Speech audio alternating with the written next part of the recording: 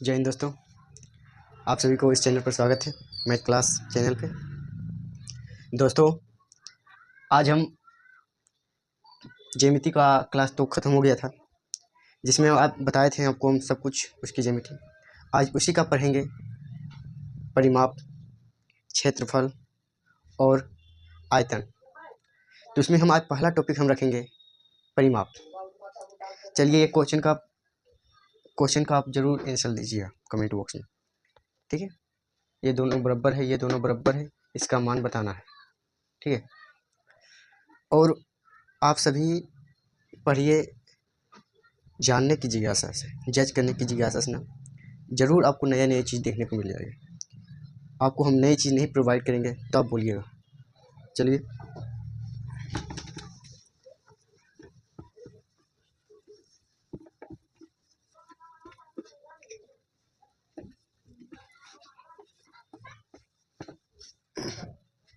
मेरा चैप्टर का नाम रहेगा क्षेत्रफल। क्षेत्रफल, परिमाप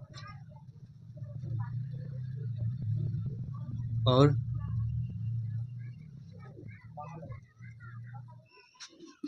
क्षेत्रफल, परिमाप और आयतन। एरिया, पेरीमीटर और वॉल्यूम, ये तीन चीज़। लेकिन आज का मेरा टॉपिक रहेगा परिमाप। परिमाप पहले हम जानेंगे कि परिमाप होता है क्या।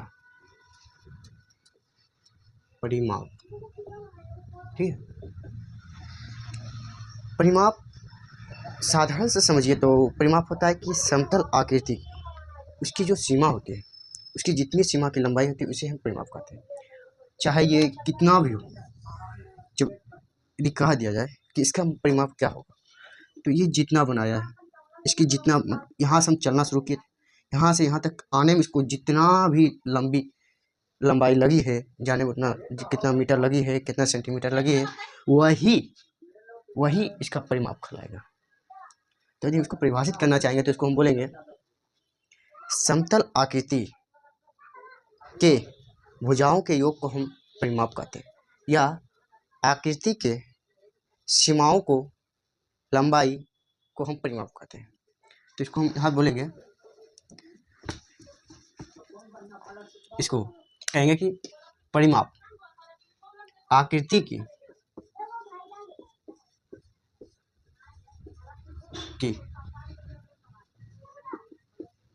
सीमा की लंबाई, ठीक है। ये हम बोल सकते हैं भुजा के योग, इसकी आकृति की जितनी भुजा है सबका योग। वक्र रहती है तो उसमें भुजा बड़ी दिक्कत होती है। तो यदि साधारण रहे, सरल रहे, उसमें परिमाप साधारण से भुजा से ही हम बता देते हैं। तो भुजा का की योग, ठीक, को हम परिमाप को आकृति का परिमाप कहते हैं। आकृति का परिमाप कहते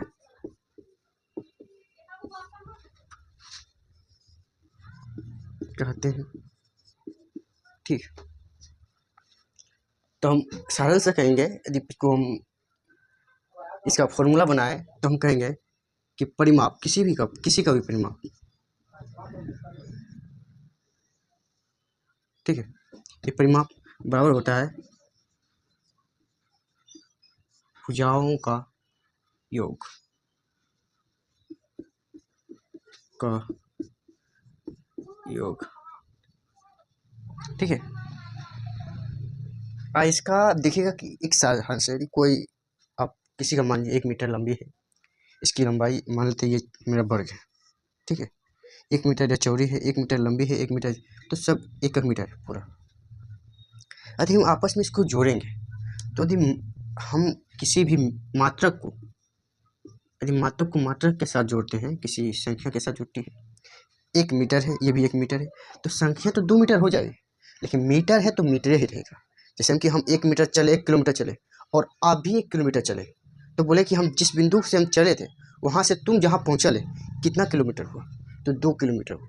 लेकिन हम यदि हम 1 किलोमीटर चले थे, वो 1 किलोमीटर चला था।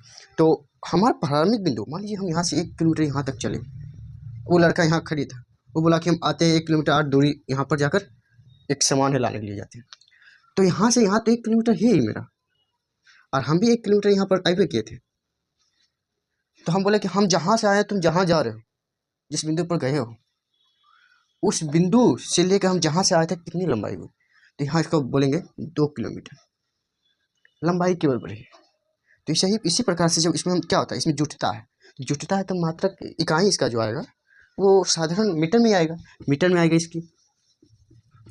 इसमें देखिए अब इसका इकाई हम देखें, परिमाप का इकाई, ठीक है, परिमाप की इकाई मात्रक,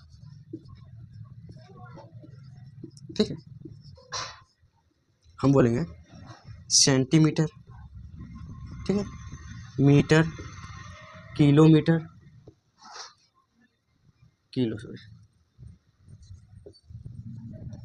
किलोमीटर। ये आपको हंसी का तरीके की मेरी गलती होती है तो क्षमा चाहते हैं, था हिंदी मेरा कमजोर है, लेकिन जो चीज़ बता रहे हैं सही बताएंगे भाई, ये जरूर है। फुट, इसी प्रकार से और भी होते हैं जो इसमें स्क्वायर नहीं आएगी। क्षेत्रफल में यहीं पर हो जाता है कि सेंटीमीटर का स्क्वायर, क्योंकि वहाँ पर जाके मीटर मीटर आपस में गुना होती है, तो गुना होता है जिसमें हम बोले हम हैं और हमारे जैसा एक लड़का और है, तो हम बोल सकते हैं ना कि हम 2 गो हैं, तो 2 स्क्वायर हम बोल सकते हैं इसको। तो उसी प्रकार से दोनों हम गुना हो गए, बड़ा हो गए, तो इस तरह से है। तो यहाँ पर वहाँ पर हो जाता है मीटर स्क्वायर, लेकिन हम अब वो है, हम 2 आदमी, हम और आप हैं, हम और आप हैं, तो हम 2 आदमी हुए। तो हम क्या कहेंगे कि हम 2 आदमी हो तो गए, उसमें 2 आदमी स्क्वायर लगा देंगे, नहीं, हम और तुम तो 2 आदमी हैं, समझे। तो उसी प्रकार से इसमें होता है कि मीटर जितनी भी क्षेत्र का होता है तो उसका जितनी भुजा होती है सभी का योग होती है। तो हम यहाँ पर इस तरह समझे। चलिए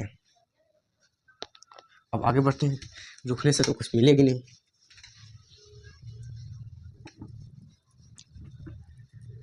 अब हम जब जान गए कि परिमाप हम सीमा को कहते हैं, भुजा के योग को कहते हैं, सीमा की लंबाई को कहते हैं, तो निकालते हैं पहले, तो फॉर्मूला निकालते हैं। जैसे मान लीजिए हम पहले निकालेंगे त्रिभुज का परिमाप, तो हमारा रहेगा त्रिभुज, ठीक है। जो त्रिभुज किस तरह से बनता है, 3 भुजा से बनती है, और हम बोले कि जो 2 भुजा से बना हुआ है कोई भी आकृति उसका परिमाप बताएं, तो क्या कीजिएगा इसमें सोचिए। तो आप क्या कीजिएगा कि एक भुजा ये है, एक भुजा ये है, इसकी परिमाप इतना से इतना तक है, ठीक है। लेकिन बंद आकृति रहती तो, लेकिन आप हम कह सकते हैं कि ये रेखा है, ये भी रेखा, ये भी बढ़ेगा, ये भी बढ़ेगा, इसकी परिमाप अनिश्चित है, क्योंकि जब तक ये यहाँ तक नहीं मिलेगा तब परिमाप इसका निश्चित नहीं होगा। उसी प्रकार से तो त्रिभुज मतलब 3 भुजा से, क्योंकि 2 भुजा के तो फिर निकलेगा नहीं, क्योंकि उसकी भुजा रेखा जो है वो चलती रहती है, कहीं रुकती ही नहीं। तो हम उस लंबाई उसको बोल सकते हैं कि इतना लंबा, इतना किलोमीटर हम चले, इतना किलोमीटर चले, हम वापस आ गए हैं, तब बोलेंगे कि इसका इतना परिमाप हम तय किए, कोई दिक्कत नहीं। तो ये हम एक भुजा है मेरा, ये ए बी और सी, या तो एक भुजा ए बी है, एक भुजा ए सी है और एक भुजा है बी सी। तो आप देखिए कि ए सी, ए बी और बी सी और बी सी और ए सी, ये 3 भुजा जो है, तो इसमें हम आपसे पूछ डालें कि कितने तरीके से पहले त्रिभुज को बना सकते हैं। पहले तरीका रहेगा आपको माइंड में आएगा कितने तरीके से बनाएंगे, उसके बाद हम कितने तरीके से फॉर्मूला याद करके रखें कि हमारे लिए फ़ायदा होगा। तो हम पहले देखेंगे कि हम तीनों भुजा अलग अलग है, ठीक है, 3 भुजा है, तीनों की लंबाई अलग है, पहला कंडीशन आएगा आपके पास। दूसरा कंडीशन आएगा कि यदि 2 भुजा बराबर है, ये 2 भुजा बराबर है और तीसरा भुजा बराबर नहीं है, और तीसरा कंडीशन आपके पास आएगा कि तीनों भुजा बराबर है, ठीक है, ये भी भुजा बराबर है, ये भी बराबर है, मतलब तीनों भुजा आपके पास बराबर है। तो आप देखिएगा तीनों को हम यदि चाहें तो एक ही फॉर्मूला से निकाल सकते हैं। त्रिभुज का हम तीनों फॉर्मूला को हम निकालना चाहेंगे परिमाप, एक ही तरीका से हम पूरा को निकाल सकते हैं, ये सच है। क्यों? क्योंकि एक तरीका हुआ है कि परिमाप कहता है कि लंबाई जोड़ो, इसको भी जोड़ देंगे, इसको भी जोड़ देंगे, इसको भी जोड़ देंगे, इसको भी जोड़, मतलब सब में आपस में जोड़ देंगे। तो आप देखिए ये विषम बाहु जब रहे तब हम लगाएंगे, और समबाहु रहेगा ना तो वहाँ क्या करेंगे, मतलब समबाहु जो रहेगा, अब समद्विबाहु जो रहेगा, समद्विबाहु हमारा एक भुजा ये है, एक भुजा ये, दोनों बराबर है, तो हम यहाँ पर क्या जरूरी है कि हम सबको जोड़वे करेंगे। हम इसको डायरेक्ट दो से गुना कर देंगे। इसमें मान लीजिए कि 10 cm ये है, ये भी 10 cm होगा, ठीक है, ये 8 cm है, ठीक है। तो इसको जरूरी है कि हम इसके साथ जोड़वे करें। इसको हम कर सकते हैं, इसका हम परिमाप निकालेंगे। तो 2 क्रॉस 10 मतलब कि इसकी लंबाई दोनों बराबर हो जाएगी, प्लस ये 8 cm, अर्थात इसको हम बोल सकते हैं 28 cm। इसको इस तरह से भी जोड़िएगा तो कोई आपको गलत नहीं कहेगा कि ये 10 cm है, ये भी 10 cm है, ये 8 cm है और 28 cm। ये भी तरीका आपकी गलत नहीं होगी। लेकिन एक फॉर्मूला आप बनाना चाहें तो इस तरह से बेहतर रहेगा, और इस तरह से ज़्यादा उपयोग कीजिएगा तो आपको हर जगह को जोड़ने में कंजक्शन थोड़ा कम होगा। गुना कर दीजिए, दोगुना कर दीजिए, दोगुना करने में आसान होता है बड़े बड़े क्षेत्र से, बड़े बड़े स्थान पर। तो आज यहाँ पर अब ये 3 गो है, तो यहाँ क्या करेंगे, ये भी 10 है, ये भी 10 है और ये भी 10 है, तो हम 10-10 सबको जोड़ेंगे। इससे बढ़िया हम 10 को हम 3 से कहीं गुना कर दें, मतलब 30 हो जाएगा, 30 cm। लेकिन आपके पास ये 8 cm रहे, ये 9 cm रहे और ये 10 cm रहे, तो क्या इसमें आप कहीं गुना कर सकते हैं? सोचिए तो। आपके पास मुख्य रूप से ये 3 जो है, 3 त्रिभुज आकर बन के खड़ी होगा परिमाप निकालने से। तो पहला आएगा कि विषम बाहु, जिसमें कि आपको जोड़ना ही है। समद्वि बाहु, जिसमें 2 भुजा को गुना करके हम तीसरी भुजा को जोड़ देंगे, कोई दिक्कत नहीं। जो लेकिन वो 2 भुजा गुना करेंगे, 2 से गुना करेंगे उस भुजा की लंबाई को, जो 2 भुजा आपस में बराबर हो।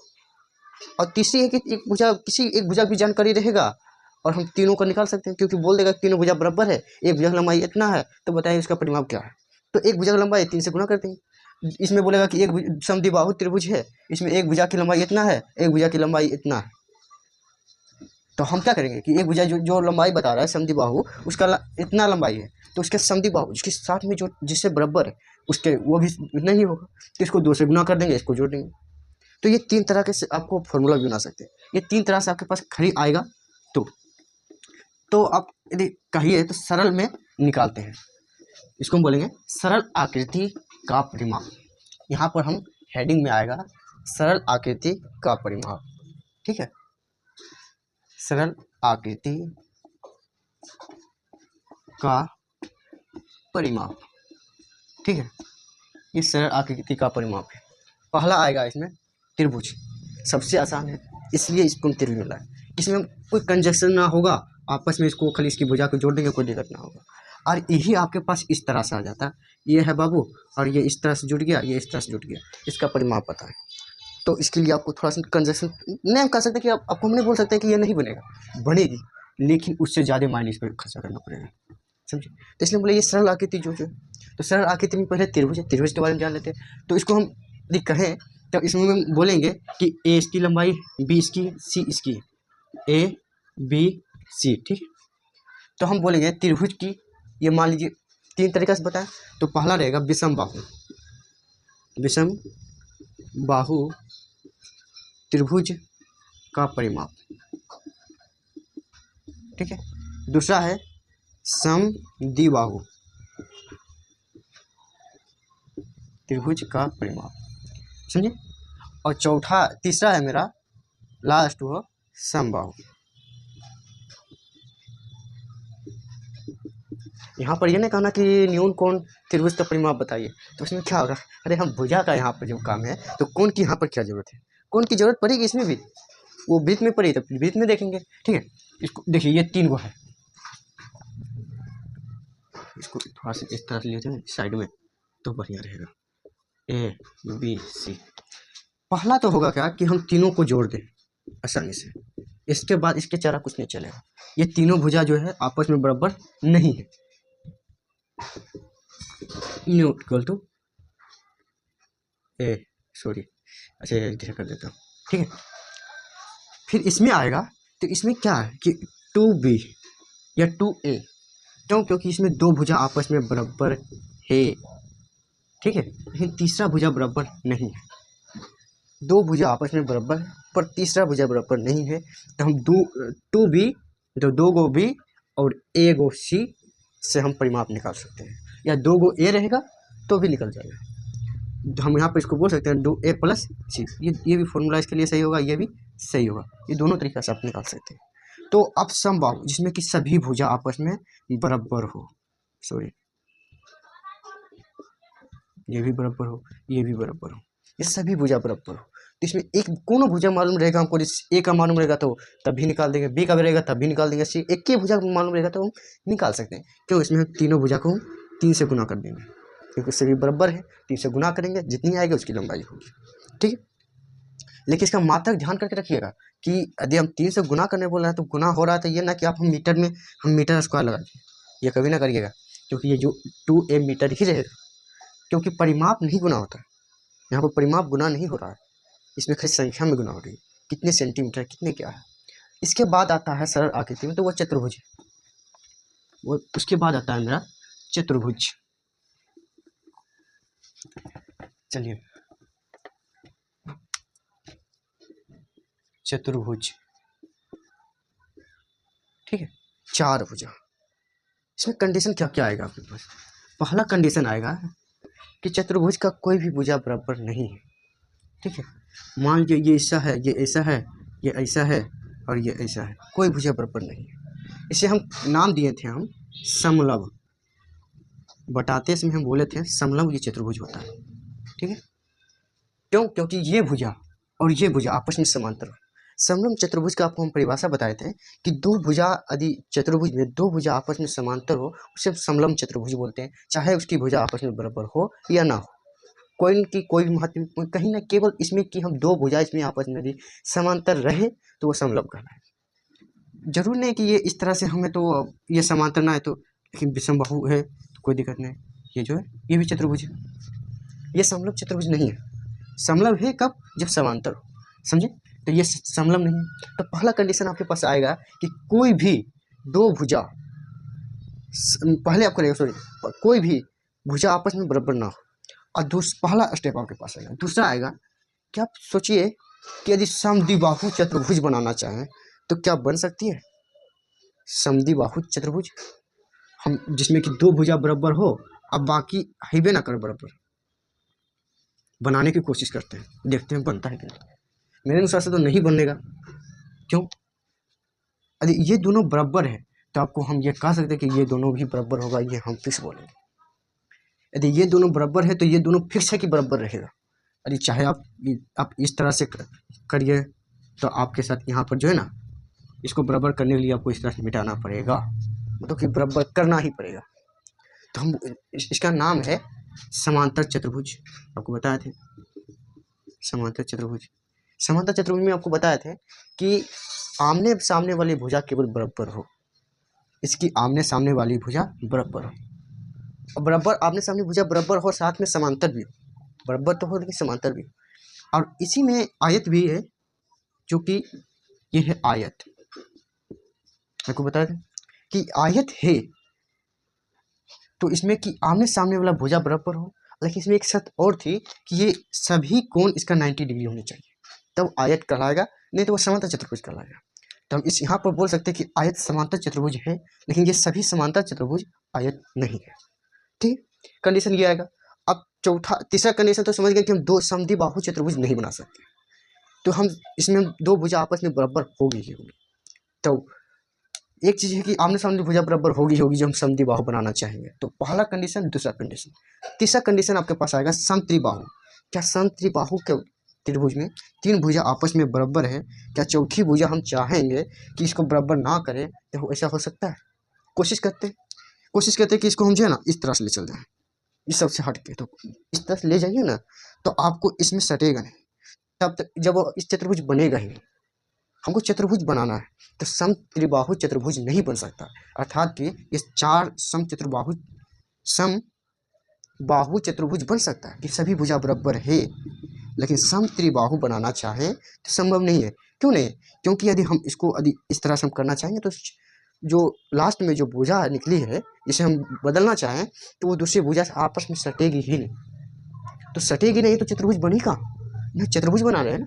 तो तीसरा कंडीशन, पहला कंडीशन विषम बाहु, दूसरा कंडीशन कि समांतर हो बराबर हो आमने सामने वाले भुजा, और तीसरा कंडीशन है कि सभी भुजा बराबर। इसका नाम है वर्ग, और इसी के तरह इसको हम बोल सकते हैं समचतुर्भुज।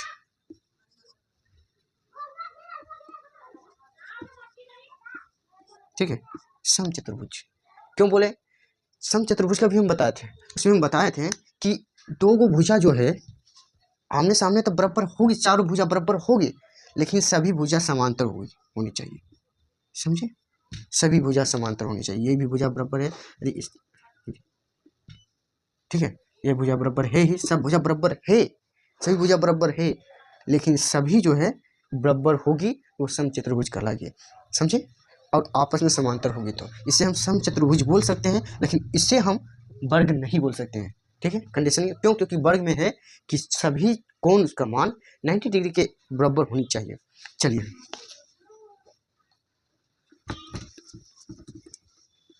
ये कंडीशन है, फिर तो हम इसको निकालते। यदि हमको बोल दें कि दो भुजा का मान दिया हुआ हो, दो भुजा का मान जो है दिया हुआ हो, वो पहला आयत का भी परिमाप निकालना हो, या समांतर का चतुर्भुज का, ठीक है, समांतर चतुर्भुज का परिमाप निकालना हो, तो इसमें होगा क्या कि दो होगा, और ये दो भुजा, इसमें क्या कंडीशन बताएगा कि ये आमने सामने वाली भुजा बराबर हो। ये चतुर्भुज बना देते हैं ताकि आपको समझने में आए, ए बी सी डी, ठीक है। इसमें कहेगा कि ए बी बराबर है और सी डी बराबर है, ठीक है, ये दो बराबर है, तो हम इसको बोलेंगे कि इसका एक निकाल लेंगे, ए निकालेंगे या बी निकालेंगे, कोई दिक्कत नहीं, प्लस करेंगे, इसमें एक निकालेंगे, सी निकालेंगे या डी निकालेंगे, कोई एक निकाल लिए, ठीक है। इसी के थ्रू हम इसका परिमाप निकाल सकते हैं, आयत का रहे या समांतर चतुर्भुज का रहे। वहीं पर वर्ग का रहता हूँ, वर्ग या समचतुर्भुज, क्योंकि हम यहाँ पर हम बोल रहे हैं समचतुर्भुज, तो ये इस तरह का रहेगा। का परिमाप निकालना हो तो इसमें क्या करेंगे, ये अपना डेफिनेशन में ही बता देता है कि हम किस तरह के हैं, मेरे पास भुजा किस तरह के हैं, तो उसके अनुसार से हम भुजा को पहले हम सजा लेते हैं।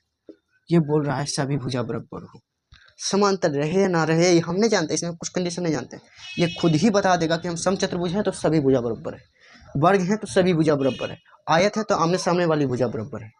इसे हम ज्यामिति में पढ़ चुके हैं, बताए थे ज्यामिति, मेरा देख लीजिए, नहीं पढ़े हैं आप मेरा डिस्क्रिप्शन में जाइए, उसमें आप देख सकते हैं कि हम एक एक चीज़ वर्ग का बताएं, त्रिभुज का, सबका अलग अलग टॉपिक करके बताए थे, वृत्त का, उसका लास्ट में हम धुधार मतलब बढ़िया बढ़िया क्वेश्चन भी करवाए थे उसका, केवल कोण का ही करा पाए, कोण का भुजा का भी करवाए थे। लेकिन अब हम कोशिश करेंगे कि कुछ दिन के बाद हम थोड़ा भी टॉपिक पढ़ा रहे तो ठीक है, इसके बाद हम उसका भी क्वेश्चन कराएंगे, इसका भी क्वेश्चन करेंगे, मिला कर करेंगे क्वेश्चन। जितना चैप्टर खत्म होगा, ये चैप्टर भी खत्म होगा और वो जो पीछे चैप्टर खत्म किए उसका भी क्वेश्चन रहेगा, फिर इसका भी क्वेश्चन रहेगा, दोनों को मिला करके एक फिर से हम मतलब जितना चैप्टर बढ़ते जाएगा तो पीछे वाला चैप्टर का क्वेश्चन उठाते हम बताते जाएंगे, जिसमें हम रखेंगे कि क्वेश्चन इसमें बताएंगे बहुत बढ़िया बढ़िया। एक बार हम रखेंगे क्वेश्चन, खाली क्वेश्चन क्लास रहेगा तो वहाँ पर, तो उसमें देखिए, तो इसका हम क्या करेंगे, जब हम इसमें हैं तो हम हम बोल सकते हैं कि चार, क्योंकि चारों भुजा बराबर है, तो चारों भुजा ए लिख देंगे या बी लिख देंगे या सी लिख देंगे या डी लिख देंगे, क्योंकि चारों भुजा बराबर है तो मान सभी का बराबर होगा, तो 4a लिख सकते हैं। असमलम चतुर्भुज या समलम चतुर्भुज, या हम बोलेंगे विषम बाहु चतुर्भुज। समलम, आपको बोलते समलम या विषम बाहु चतुर्भुज का परिमाप। ये भुजा किस तरह से बोलता है, विषम बाहु में तो कोई भुजा बराबर नहीं, समलम इसका कहना है कि हम खाली समांतर हो, दो एक ही जोड़ी समांतर होनी चाहिए, इसमें एक ही जोड़ी समांतर होनी चाहिए, दूसरा जोड़ी समांतर नहीं होनी चाहिए। इसका अर्थ है कि एक जोड़ी समांतर होनी चाहिए, कम से कम एक जोड़ी, दूसरा जोड़ी समांतर हो सकती है ना भी हो इससे कोई मतलब नहीं, अर्थात कि समांतर चतुर्भुज समलम चतुर्भुज हो सकता है, समझिए। तो ये है कि इस तरह से है, लेकिन हमको इस तरह से आएगा तो पहला कंडीशन डायरेक्ट रखेंगे कि हमारा कोई भी भुजा बराबर नहीं है, क्योंकि इसमें कन्फर्म नहीं बताया जाता है कि कोई भुजा बराबर होगी। यदि दो भुजा इसमें समलम रहेगी तो दो भुजा यदि एक जोड़ी समांतर है भाई, समांतर नहीं हो सकती है, कि समलम चतुर्भुज समांतर चतुर्भुज इसलिए नहीं, सॉरी, समांतर नहीं होगी, क्योंकि यदि हम भुजा को बराबर कर दे आमने सामने वाला, तो अब कोसली है कि वो उसका दूसरा जोड़ी भी आपस में समांतर हो जाएगी, और जो इसका परिभाषा नहीं कहता, इसीलिए हम बोलेंगे कि विषम बाहु या समलंब चतुर्भुज में कोई भी भुजा बराबर नहीं होती। पहला है तो इसमें बोलेंगे बी सी डी, कोई भी भुजा बराबर नहीं होती। चार भुजा है तो कोई भी भुजा बराबर नहीं है, तो नहीं तो इसका क्या बनेगा, इसका हम निकालना चाहेंगे परिमाप, तो परिमाप निकलेगा कि सभी भुजा का जोड़, इसका दूसरा कुछ चार्य नहीं है। ठीक है, चलिए अब आता है कि मेरे पास एक और कंडीशन आता है वृत्त। सबका परिमाप को हम इतनी तरह से समझा रहे हैं, इतनी सरल से समझा रहे हैं, समझिए आपको इस तरह से देखिए, जानने की कोशिश कीजिए, जांचने की कोशिश न करें। किसी से आप जब देखते हैं तो उसको जांचिए नहीं, उससे जानना चाहिए, क्या बताता है ये जानिए। चलिए उसके बाद आता है वृत्त, आपको अब जानने को मौका मिलेगा। वृत्त का आपको भी पता होगा, लेकिन हमको भी पता है, सबको पता है कि इसका परिमाप हम जानते हैं कि 2πr होता है, समझिए। लेकिन हम भाई एक चीज़ है कि यहाँ पर जो है हम वृत्त का परिमाप डायरेक्ट पाई कैसे रख देंगे जब जानेंगे नहीं। हम तो यदि हम घर से बाहर कोई व्यक्ति आया, उसकी पहचान नहीं किए हैं तो घर घुसने नहीं दे रहे हैं या महल पर बैठा रहे हैं, क्या संभव है? नहीं। तो हम पाई के बारे में पहले जानेंगे। तो पाई के बारे में क्या क्या जानेंगे ये बताते हैं। पहले जानेंगे कि पाई होता है क्या, इसका उपयोग पहले किस लिए किया जाता था, कब पहले किया गया, इसका मान क्या होता है, उसके बाद हम वृत्त में जाकर रखेंगे। तो पहले हम जानेंगे पाई क्या होता है। तो पाई का जो सबसे पहले जो मान है, तो पहले इसका उपयोग जो है ना मिस्र और बेबीलोनिया, आपको हम बताए थे कि गिनती की शुरुआत बेबीलोनिया से हुई थी और वहाँ पर वो उसका नाम था इराक, आपको हम बताए थे। यदि आप देखिए तो डिस्कशन में सबसे पहला वीडियो हम छोड़े थे, मैथ क्या होता है उसके बारे में पूरा हम डेफिनेशन बताए थे, इसकी शुरुआत कहाँ से हुई, फिर कैसे मेरे भारत आई, ये हम सब कुछ बताए थे। तो उसमें आप देख सकते हैं, तो वहीं पर बेबीलोनिया या मिस्र में ही पाई का सबसे पहले प्रयोग किया जाने लगा था। लगभग 2000 ईसा पूर्व में ही इसका उपयोग हो रहा था। कहाँ हो रहा था पाई का, और किस लिए करता था, तो हम जिस लिए बता रहे हैं कि परिमाप के लिए ही इसका बनाया गया था। ये 2πr वृत्त के परिमाप और परिधि के लिए ही बनाया गया है। अभी इसका प्रयोग कहाँ कहाँ होता है, एल्गोरिदम होता है कंप्यूटर में, फिजिक्स में होता है, और न जाने कितनी जगह इसका उपयोग होता है। लेकिन इसको वास्तव में वृत्त के परिधि के लिए और क्षेत्रफल के लिए ही बनाया गया था। और इसका संकेत तो पहले मतलब था ही नहीं, तो संकेत इधर 229 ईसा पूर्व में यूनानी एक गणितज्ञ था, उन्होंने ही इस संकेत दिया था। और ये पाई जो एक शब्द है, इसे कुछ दूसरा सबसे पहले मिस्र बेबीलोनिया में जाना जाता था, कहीं भी जाना जाता था। जब ये पाई जो है ये मिस्र का गणितज्ञ ही मतलब यूनानी शब्द से लेकर दिया गया, यह शब्द ही है यूनानी शब्द है, ठीक है, यूनानी अक्षर है। ये जो पाई है यूनानी अक्षर है। इसका मान बताए थे हमारा आर्यभट्ट जी, सबका चहेता, इनका मान बताए थे 6238 करके था शायद, 62 और सॉरी कितना था, एक स्क्रीन पर देख लेता हूँ, सही बताना, सही बात।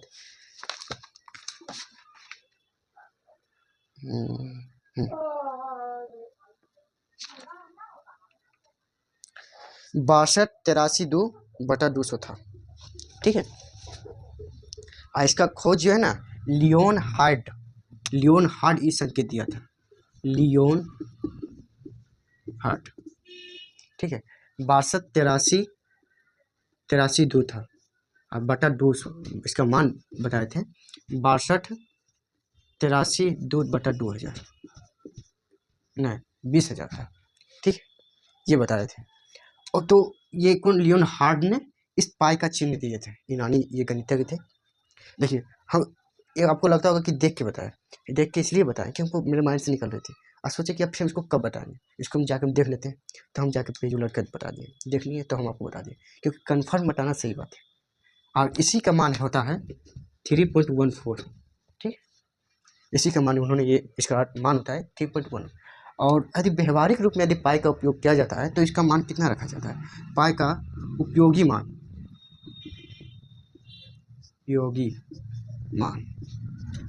22/60 अधिकांशतः प्रयोग होता है, कहीं कहीं 314 होता है, जहाँ पर आपको बताया जाएगा कि यहाँ पर ये चीज़ प्रयोग किया जाना है तभी कीजिएगा। आपको पहले बता देगा, बुक में रखा है या कहीं भी। एग्जाम में भरोसा नहीं बताता है, आपको उतना माइंड में रखना पड़ेगा। फिर चलिए, ये चीज़ आपको ध्यान में रखना है कि आपको क्या क्या बताएं कि पाई का पहले हम जानेंगे कहाँ पर इसका उपयोग हुआ था। बेबीलोनिया या मिस्र में हुआ था, 2000 ईसा पूर्व पहले इसका किया गया था। लियो हार्ड ने इसका संकेत दिया था। यूनानी शब्द है ये पाई, पाई यूनानी अक्षर है, ठीक। इसका मान आर्यभट्ट जी ने बताए थे, जो 6283/20,000 और इसका बराबर होता है 3.11। इसका उपयोगी मान 22/7 होता है। चलिए ठीक है, ये तो हो गया। तो हम पाई हम जान लिए। अब हम वृत्त का हम पूरा हम निकालेंगे, इसका पूरा ऊर्जा ढीला करेंगे। अब वेद का केवल परिमाप में यदि पढ़े होंगे तो केवल खाली आपको बता दिया जाता है कि वेद का परिमाप, अर्धवृत्त का परिमाप क्या होता है, और आपको अधिक जानकारी नहीं देता है। दे पाता नहीं, ये हम नहीं कह सकते कि वो जानता भी होगा फिर भी वो नहीं देता उतना। उसके लिए आपको कंपटीशन में जाकर फिर भी मिलता है। तो आपको देखिए कि ये एक वृत्त कंडीशन है आपके, ठीक है। कंडीशन ये है कि आर त्रिज्या की है, ठीक है। तो पहला तो हम परिमाप निकालना चाहें वृत्त का परिमाप इसका सूत्र होता है 2πr। ये सही है, पाई यहाँ पर प्रयोग किया। इसका परिमाप निकालने के लिए ही प्रयोग किया था पहले ने मिस्र और बेबीलोनिया के गणितज्ञ ने इसका उपयोग किया था। तो ये तो हो गया। अब दूसरा कंडीशन आपके बनता है कि ठीक है, फिर दूसरा कंडीशन बनता है कि हम इसको आधा कर दें। आधा कर दें तो कोई भी दिक्कत नहीं। अर्धवृत्त यहाँ तो कोई नहीं। अर्धवृत्त का परिमाप, अर्धवृत्त का परिमाप पाई आर।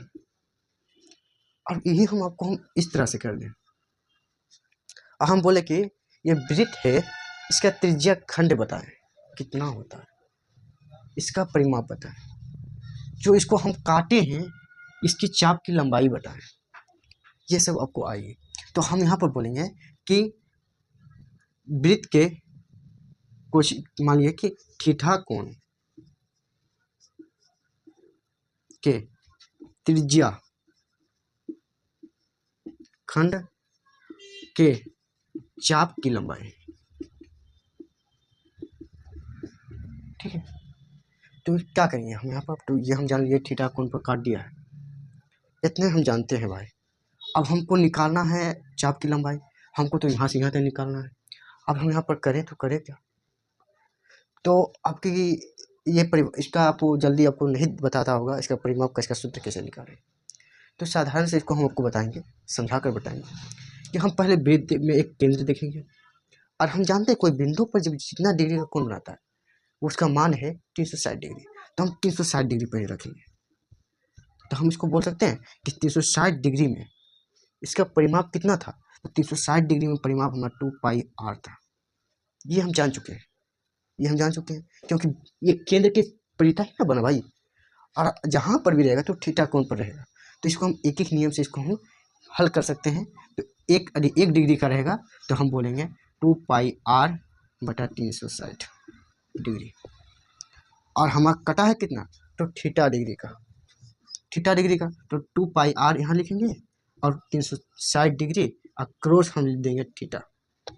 इससे हम बताते हैं ये किसका मान निकालेगा, ये चाप का मान निकालेगा, इसका मान निकालेगा, इसकी लंबाई कितनी हुई। तो इसको हम आपको समझाने के लिए एक एक नियम का सहारा लिए, समझ गए। तो इसका हम क्या बोलेंगे, इसका हम डायरेक्ट याद करके रखेंगे। क्या रखेंगे, तो रखेंगे हम θ/360 क्रॉस 2πr। पहला यहाँ तक ठीक है। अब आपको बोल दिया जाए त्रिज्या खंड का, आपको त्रिज्या खंड ये इसको पूरा निकाल देना। त्रिज्या खंड मतलब पूरा इसका ये जो हम काटे हैं थीटा डिग्री का, ये इस तरह से निकल जाएगा।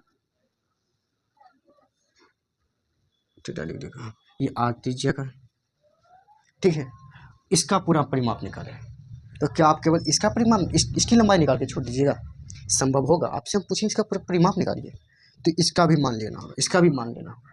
तो यहाँ पर आएगा त्रिज्या खंड थीटा कोण वाली, यहाँ लिखेंगे थीटा कोण से काटा गया त्रिज्या, थीटा कोण के त्रिज्या खंड की परिमाप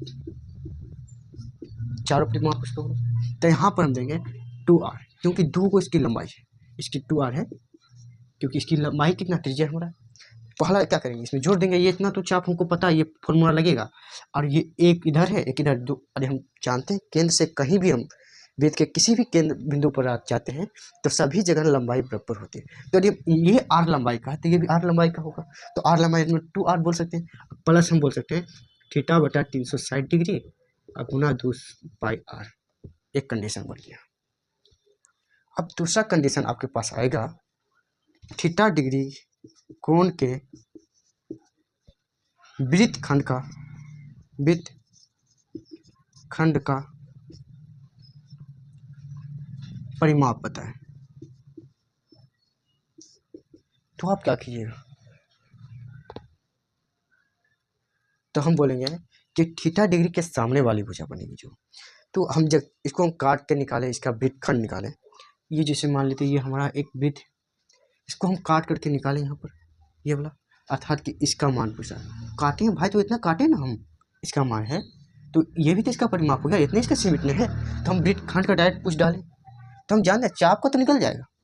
तो इसके लिए आपको ये निकालना पड़ेगा, ठीक है, इसको निकालना पड़ेगा, इसकी लंबाई